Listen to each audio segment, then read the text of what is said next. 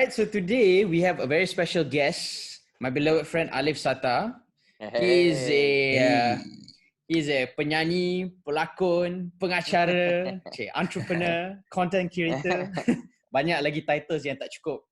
I know, So- tengah menunggu je diorang letak. Father, jangan lupa. Oh yeah, father as well. So all of Oh, you may know man. him from some of his shows, some of his songs like I Want You to Love Me or Lelaki Woohoo. Seperti Aku.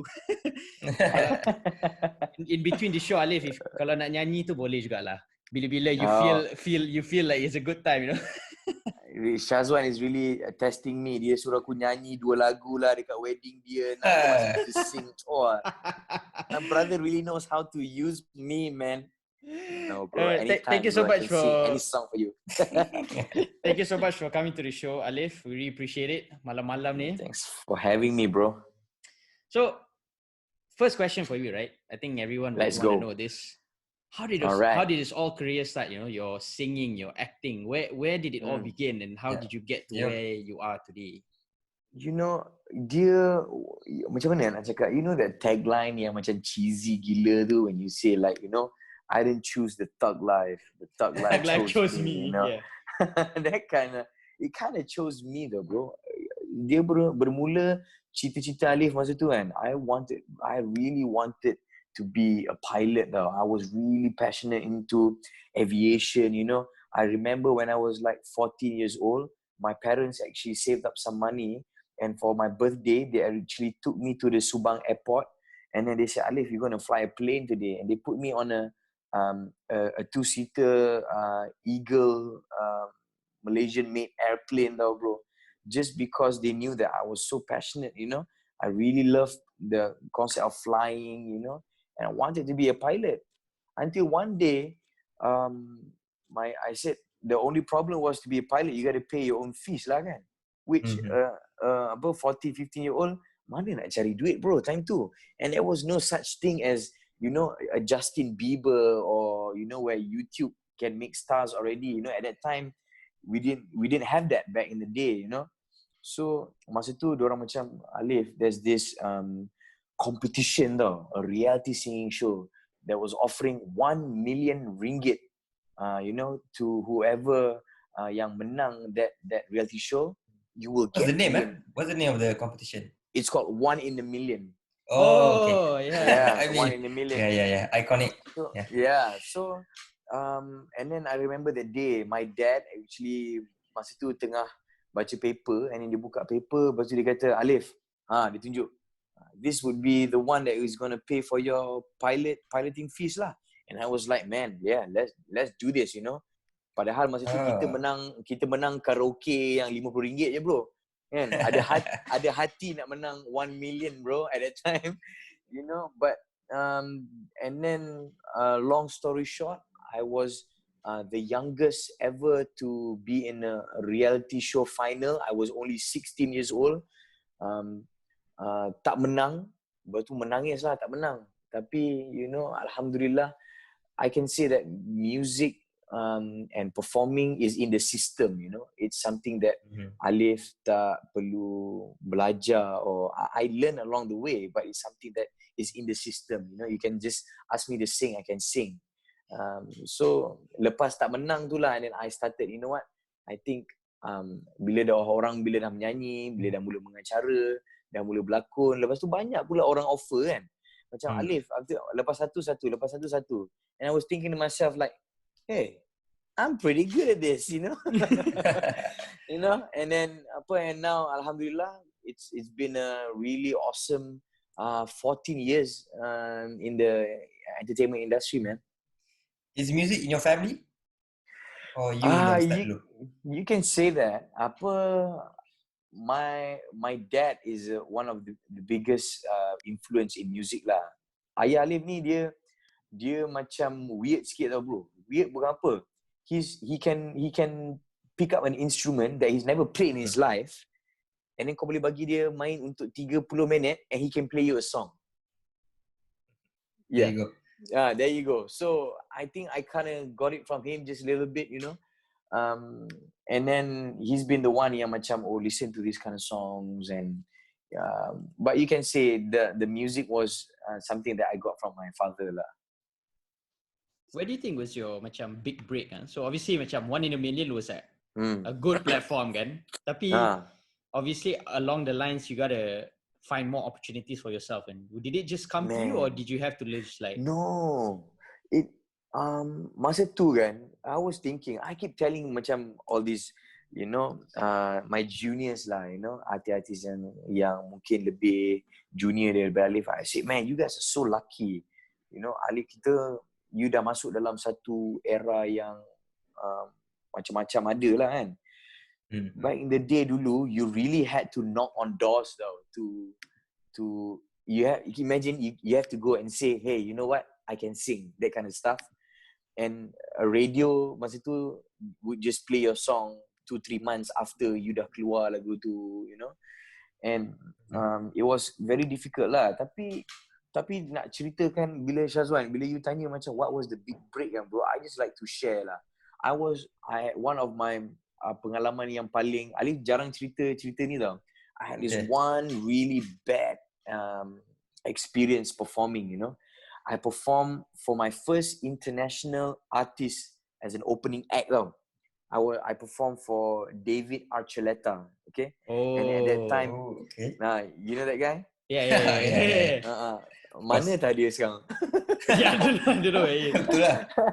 Kan? So masa tu lagu dia tengah famous lah, dia baru habis American Idol lah, and I had my first song called Jangan Nakal. Please, please, please, kamu jangan nakal. Ke korang muda sangat nak tahu lagu tu? Tahu.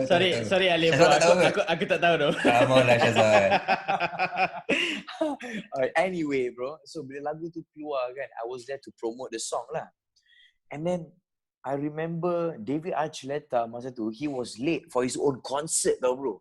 He was literally 2.5 hours late, and everybody was waiting. Yeah, everybody was waiting for him semua macam, where is David, you know? So adalah this Malaysian artist ni yang baru nak up kan, nak promote his song, you know, and then the MC started going, alright guys, David Archuleta will be here shortly, but here is Alif Satar. Bro, at that time, everybody went, boo! And I was like, I was literally macam, dude, macam mana? Ini ke my first experience, you know, promoting my first single in front of a huge crowd, a huge audience, international audience waktu tu kan. And to be booed in front of like probably 2,000 people, you know, at that time, masa tu really got me lah. Like at the age of 17, bro, I felt basically the word is you feel very crappy lah, bro, you know. But it didn't come easy. But the big break was, I think, the whole career was everything fell into place where it was singing, and then came hosting, and at the same time it came acting. And I think masa tu lah bila keluar drama Dia Semanis Hani, it was I think 2014, 2015 yang baru ni that really launched everything lah. But Alhamdulillah, I prefer this really slow and steady growth rather than it being a shooting star and then you disappear just like that, you know. Going back to your 17-year-old yang kena boo tu. Ah.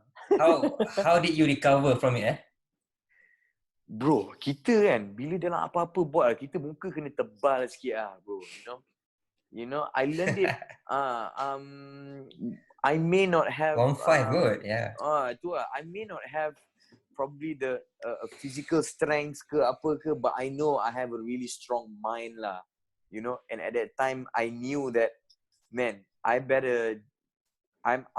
all in this or I'm out, you know. Yeah. So takkanlah nak biar satu show yang one bad show that is gonna ruin your whole career, dude. You're just starting out, man. Takkan one boo je yang kau rasa macam, oh man, this thing is not for me, you know. I probably go, you know. But you know, I think at that time yang dia sakit jugalah, but I think I recovered like probably overnight macam tu. It was, but it was something yang you forgive but you don't forget lah, bro. Yeah, like you're telling the story now, kan? You don't forget. Yeah. Yeah, I forgive, but I don't necessarily forget. Fair enough. So after all of that, I mean that was probably one of your first main challenges, right? So as you Yeah. went along, do you think that it macam your other challenges that came after that, do you think it made it easier? Or Macam mana? Cabaran macam mana tu? so any building your career until now, right? Of Hmm. course, there will be other challenges, even between that 17-year-old self at David Archulator's Yeah. concert until now again. So Hmm. what were the challenges, and was it Oh, easier that's so. because after, or main top three lah, I say, like just general ones. I mean, it never gets easy though, bro. Nothing comes easy, you know. It just, adalah beberapa, there's a couple of bad shows, a couple of bad, orang panggil apa, tryouts ke, apa, on audition lah kan. Something yang you rasa macam, benda ni memang untuk aku lah. But then again, when you do it, and then orang kata, nope, that's not for you, you know. And you feel like, man, rupanya it's not for me. How do I adjust? How do I improve myself? How do I add on some skills, you know?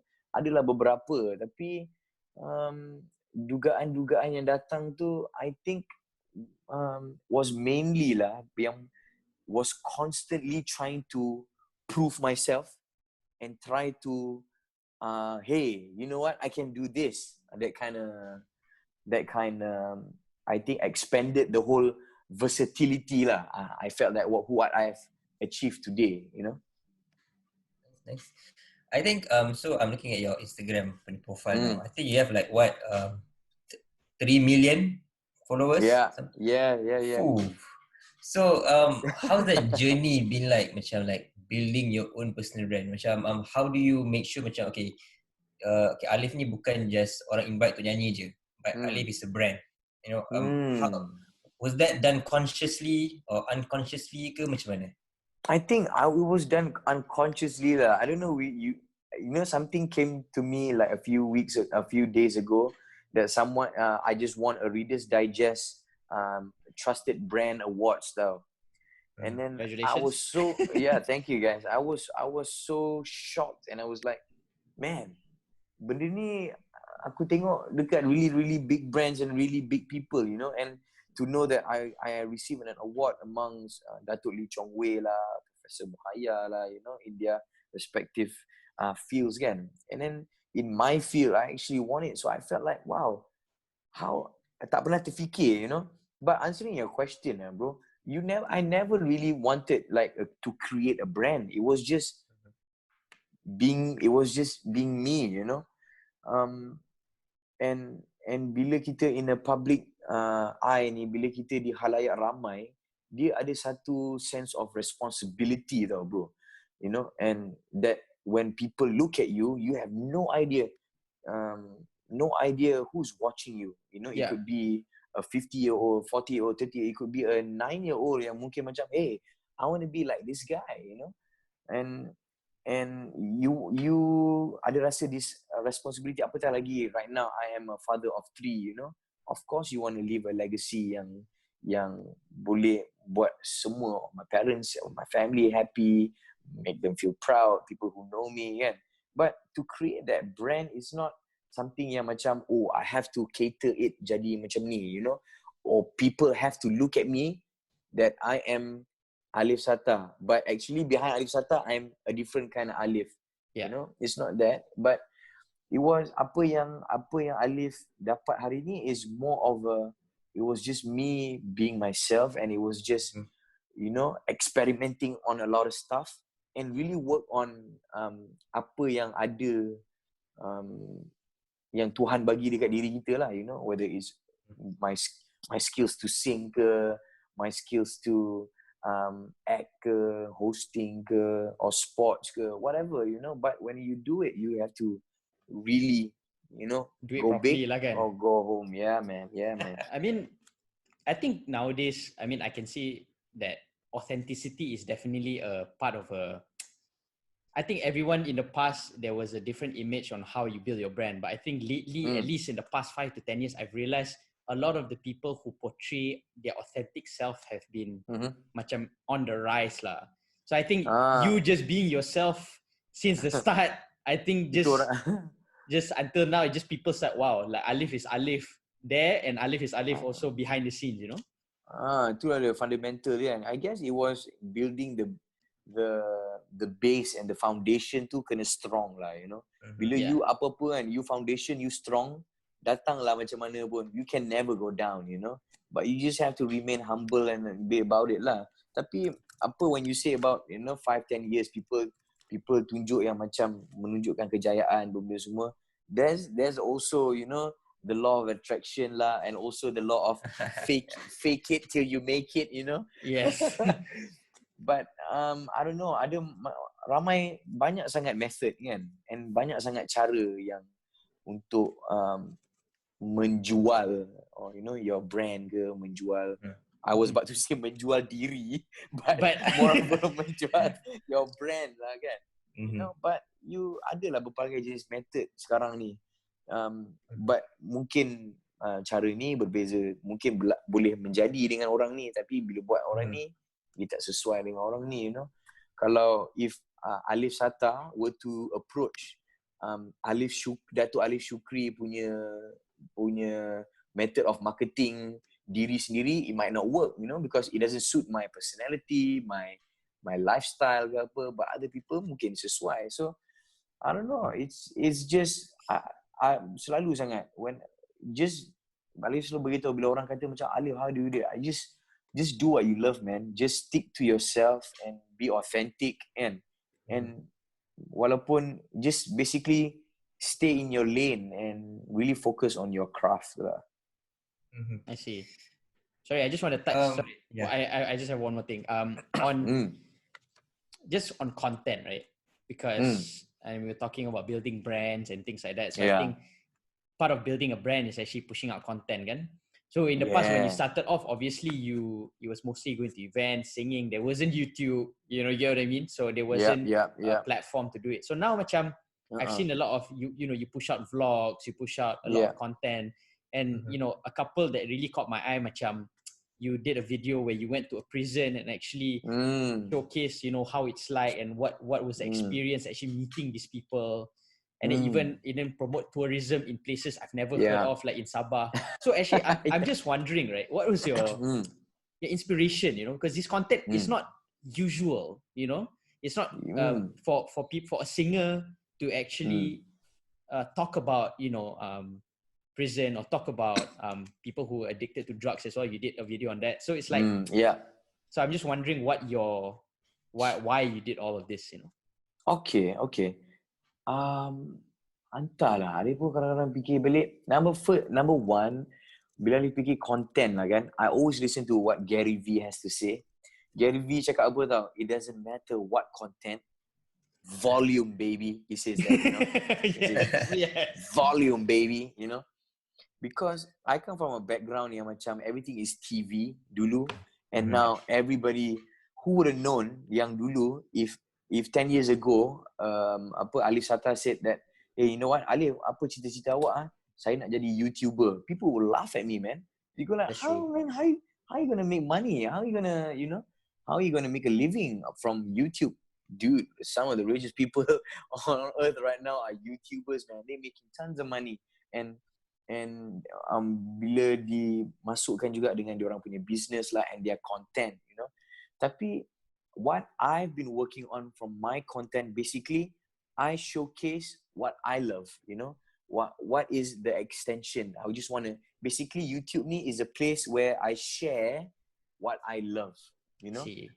The things that what I watch on YouTube ke, or on the internet, whatever that I read yang macam daripada luar negara ke, all these influence, you know. When I watch Discovery channels ke, I love watching their shots bila diorang ambil angle tourism tu, cantik je kan, you know. So I have that in my head tau when I compose a content, you know. So when I think of something, basically it has to be rasa macam ikhlas je, rasa macam nak buat satu benda tu. That's why mungkin I felt that mungkin orang yang menonton Alif punya YouTube ni, they feel so real because basically it is me walking it with them, you know. And Yeah. we, Alif dan juga bersama penonton YouTube tu, we are experiencing the same thing, you know. Alif sendiri tak pernah masuk penjara, you know. Alif cerita lah macam I tak sendiri tak pernah masuk penjara. And orang-orang yang tengok YouTube ni confirm mungkin ada yang baru keluar ke pengalaman ke, tak pernah masuk penjara kan. So bila orang tengok tu rasa they feel like macam, hey, Alif is actually going through this together, you know, we're the same, and membawa satu benda yang mungkin or even TV can't offer. So I think I'm also thinking of something yang macam, hey, you can't get this on TV, man. You know, you can't get a full Iron Man triathlon documentary on TV. That kind of stuff, you know. I don't think it's been done in Malaysian TV, pun. That kind of stuff. Yeah, I was thinking about content, you know, trying to offer. In fact, I did something with Shazwan father, my bro Nizam, when he was, I know we did a show called Drive with CEO, you know. Ronda CEO. Ronda, right? Yeah, Ronda CEO. I know that. You know, it's a casual talk show, you know, bercakap dengan these big CEOs of a big corporation, big companies. So benda-benda macam tu kadang-kadang dekat TV dia ada rasa sedikit scripted tau. But when you're on a YouTube platform, when it's a YouTube content macam ni, dia lebih personal and dia lebih rasa macam, hey, everybody's, you know, chilling, and the delivery tu is more relaxed. And Alif, I think it's safe to say macam sekarang probably most people in Malaysia kenal Alif lah, right? No lah, bro. So like, what would your advice be to macam young artists, young content creators, or maybe the 16-year-old you yang nak masuk their competition and then have dreams to become an artist, because you have been in this industry for a while, kan? What would you say to them? What do I say? I gotta say it's tough. No, don't think it's easy, and all this benda-benda viral ni can only take you so far. You know, bila masuk satu benda tu, you think of something kira macam, what are you doing this for? You gotta have like a why, kan? Yeah, a why and a whole vision and mission into it, you know. If you are you know, I had a really interesting conversation with statesman Tun Daim, you know, it was recently held with MDEC baru-baru ni. I had a conversation with Tun Daim with about 5,000 young entrepreneurs tau. And dia cakap, I asked him about success, you know, macam mana zaman sekarang ni orang ada 17-year-old yang masih bersekolah tapi ada business on Instagram, you know, ada 10, 12-year-old yang buat content YouTube review and still make money, and ada orang yang nak main bola, ada orang nak main badminton, you know. But in this new era ni, how do you be successful? And Tun Daim actually said macam ni je, if you want to be a badminton player, be a Lee Chong Wei badminton player, you know. If you want to be aim for the top terus lah. if you want to be a singer, be the best singer. If you want to be a host, be the best host, you know. So basically it's just what I can say kepada the newcomers ke, the new mungkin future YouTube content YouTube content channel owners ke, if you want to have something tu, you have to be the best at what you do. Sebab mungkin there is going to be like another 100 orang lagi yang ada benda yang sama, want to do the same as you. So you got to keep an edge, you know. And always stay relevant, and always stay relevant. Itu yang Alif cakap awal tadi tu, it's tough. Alif ambil contoh lah. Sorry dia kacau kau, Aiman. It was I always say, look at Datuk Sri Siti Nurhaliza, you know, a career that spans over 30 years dah, and look at her still being on top, still being loved by so many, even the young ones, orang yang follow dia daripada dulu pun still love her. So it's that mental toughness and really persevere lah, pergilah betul-betul hentak and be the best, and you have to stay relevant in whatever that you're doing. I think that macam transition to my next question quite nicely lah. So Dato' Siti Nurhaliza, she does more than just singing dan hosting. So I want to touch sikit pasal the financial side kot. Sebab so I'm not in the industry. So I remember I think last few months there was some special shows yang highlight some old actors, old singers yang macam like they need jobs or whatever. So macam as an artist kan, do you think that artists should look into macam mana nak diversify sikit on how they make their money compared to just going to shows? So maybe you can share sikit your thoughts kot. Like, do artists need to think about other ways to build up dia punya like capital ke whatever? At the moment right now, Alif rasa bukan sahaja artis lah. Everyone. Everyone diversify. Doesn't matter if you're orang kerja oil and gas ke, you know, and with this you kerja lawyer ke, even you kerja doktor ke, you penyanyi ke, you pengacara ke, kan, you business owner restaurant ke, right now you really have to diversify. Itu yang best ni, ada hikmah bila orang cakap pasal this pandemic is happening all over the globe right now, right? It's like a lesson yang macam, hey, you know what? Rupanya sekarang ni we're all at the same level field semua. Everybody's like the same, you know. Bukan saja penyanyi Alif Satar yang dekat Malaysia saja yang affected by the whole business, not having shows, not having concert. It's happening all over the world, you know. But masa ni lah yang you kena fikir on how to work on your skill and how else do you generate money, whether it's through Instagram with 3 million followers. What could I do? Is it more contents, or is it going to doing podcast ke, or is it going reviewing food ke? Was it reviewing, working with brands to use your platform as a tool, you know, that kind of stuff. And bila sembang pasal financial ni, it's a bit sensitive lah, tapi you really have to, bila you earn tu, you have to think about the rainy days, you know. And alhamdulillah, you know, bila kita fikir 10, 15, 20 tahun akan datang, if you really save dan fikir untuk masa depan, maybe 3 months, 6 months, 1 year wouldn't hurt you, you know, when you have prepared yourself for a 10-year punya plan, you know. So it's always good to really be 1 step or 3 steps or 10 steps ahead of try to really think, betul-betul lah orang cakap right now, really think outside the box lah, to really diversify. Hey man, did you know that I'm not a big TikTok guy? I'm not a TikTok guy. I don't do dance. Not yet kot. Like, not yet. I don't do virals, apa benda semua. But I end up opening a TikTok account, and we did one video yang orang viral. You know that yang Simple Plan punya lagu tu kan? Yang mana? We did that yang banyak.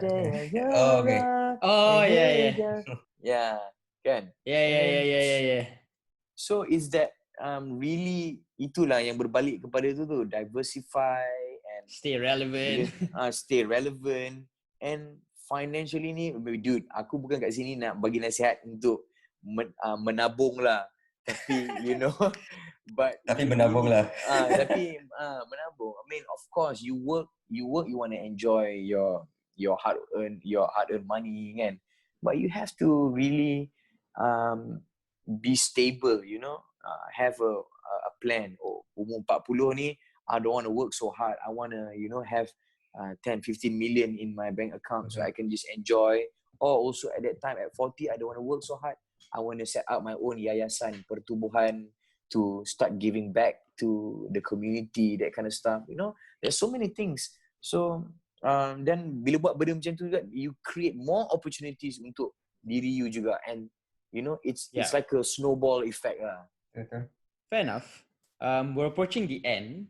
So I want to ask a final 2 questions. So the first one is, So you talked about a lot on why, finding your driver, finding your inspiration. But I guess, not everyone has like macam, oh, I'm born to be a footballer or I'm born to be a singer, right? So for you, what is your driver? And actually, if people want to find their inspiration or their passion, I mean, in your case, it was because you wanted to be a pilot that you joined the 1 in a million, right? So actually, your dream was to become a pilot. So just wondering what is your driver, and if you can help people actually find their inspiration, how can they actually do that? You really have to betul-betul explore lah, kan? And dia macam, life is short, and you really have to gunakan masa yang Tuhan bagi kat kita ni untuk mencari purpose kita lah, kan? Oh, dia dah semakin deep dah ni, Syazwan. Tapi but it's makin deep, man. But you really have to bila Alif selak Instagram kan, I like looking at gambar-gambar yang macam that says, J.K. Rowling was at she was only like 40 something when she became a billionaire and wrote a book about Harry Potter, and padahal how she went through depression lah when her books yang dia tulis semua ditolak, and Jeff Bezos was still working in McDonald's when he was 23 or 28, and Jack Ma only became a multi-billionaire at the age of berapa, lambat kan. So I think rasa yang walaupun life is short, yes, you have to explore benda ni, but at the same time fikir yang, dude, we have time, and time to really progress. Then it's okay whether you nak cari you punya mojo, whether you punya drive is to start a food business ke, kan? Whether it's your passion to do makeup ke, do YouTube ke, do podcast ke, do TikTok for a living ke, but kan, you wouldn't know, kan? Yeah. I guess it's really trying setiap benda, and then when betul-betul mencuba setiap bidang tu, cuba betul-betul lah, bukan sekadar hangat-hangat tai ayam je lah, macam nak buat sekejap. I haven't heard that saying in so long, bro. Yeah. Itulah duduk budak London memang macam tu kan, Eman. Itulah selalu di rumah. Sial lah. Dah biasa dah. But is that you kena buat satu benda tu bersungguh-sungguh and cuba pelbagai jenis benda, dan satu hari nanti benda-benda yang you ambil along the way ni akan menjadi senjata perkakas untuk you untuk mencuba satu benda yang lebih besar, and I feel that I am that that product of everything, daripada umur Alif muda sampailah Alif sekarang umur 30, anak pun dah 3, but we're constantly still learning, I have no idea how to create a podcast. I might have to listen and learn from you guys, and benda-benda macam tu lah. Always stay curious and never stop learning lah. Sometimes my wife, she'll catch me watching videos on YouTube or reading stuff yang macam pelik-pelik. Kadang-kadang dia macam apa benda lah yang you baca ni, that kind of stuff. But it's constantly being curious. Itu yang Alif rasa bila you curious, you akan find a way and will untuk macam lebih belajar lagi, and never stop learning. And when you don't stop learning tu, that is when you rasa macam you are getting tougher and you stay relevant dalam apa saja situasi and masa. Deep ni nasihat-nasihat mahal ni. Itu dia bila dia dah makin dekat pukul 12 tu, dia semakin deep lah kan. Betul. Yeah. So this is our last question. So kita tanya semua of our guests benda ni. So Alif, if you are not doing what you are doing now, what would you do? Tapi I think we know the answer, tapi kita nak dengar from you lah. I think I would definitely find a way untuk menjadi seorang juruterbang lah, you know. It's or even right now pun I'm still trying to persuade my wife and say, yang please let me Fly. like get the private pilot license tu kan, you know, and not even a commercial plane, but I was like, please just let me get a private pilot license for me to say, you know what, like, hey, I'm a pilot, you know, that kind of stuff. It's something yang macam cool lah, yang macam if you get to fly. Boleh lagi. Itulah pasal, but itulah. When you're married, then you'll know lah, bro. Captain Alif Satar lah. That's a nice catch to it, Captain Satar. Okay, Alif. I think that's a wrap. Thank you so much for joining us, Alif. Terima kasih banyak-banyak. I know this is weekday and malam, so with your kids as well and all this, so we really appreciate you joining our show, Kopi Conversations. My pleasure, Shazwan and Aiman. I appreciate you guys. Thank you for having me. And probably next time, janganlah sakit mata lah pakai jersey Liverpool tu. Just itulah. Sakit mata, sakit hati lah. Next time ada scarf, bro. Next time warning lah pakai Liverpool. Okay, thank you so much. Thank you, Alif. Boys. Thank you, guys.